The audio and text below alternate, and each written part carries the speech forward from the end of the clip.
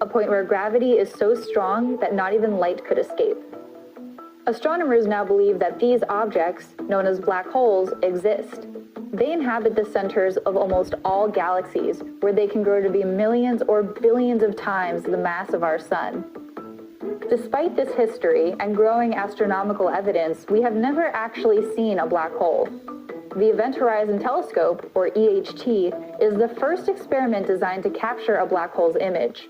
In doing so, the EHT will test Einstein's theory of gravity at one of the most extreme places in the universe, the event horizon.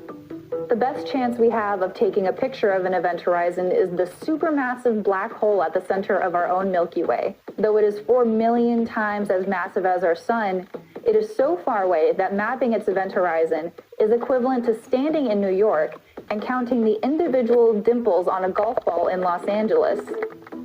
Gas falling towards this black hole heats up to billions of degrees, causing the event horizon to appear as a silhouette whose size and shape are predicted by Einstein's theory. It is best to observe this silhouette in light with a wavelength of about 1 millimeter, where the gas glows most brightly, and light can travel unimpeded from the center of the galaxy to telescopes on Earth. Close to the black hole, the light waves appear circular, like ripples in a pond, but by the time they reach Earth, they are essentially plane waves. Imaging a black hole at this wavelength requires a telescope as big as our planet. The EHT uses a global network of dishes to simulate a telescope of this size. Each dish collects and records radio waves coming from near the black hole. The data are then combined to create the image of the event horizon. This will only work, however, if the dishes are completely synchronized. To understand this, let's use the analogy of a mirror, such as in optical telescopes used for stargazing. Imagine the EHT formed from all the different array sites as one big parabolic mirror. The mirror is curved so that when a line of waves comes into the dish, they bounce off at specific angles and arrive at the focus at the same time.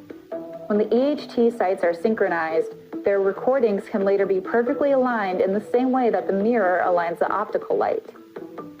If the surface of the mirror is not stable, if it is vibrating, for example, the reflected light rays will not combine properly at the focus.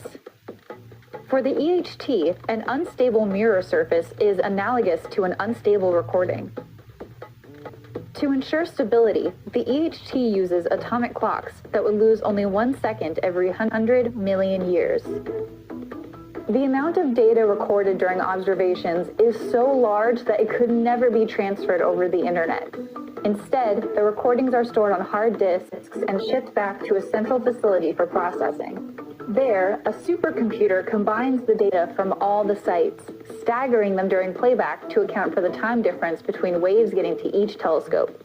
The resulting data can then be used to make images with extreme magnifying power. As more dishes join the EHT, and the more widely spaced they are, the sharper our image of the event horizon will be.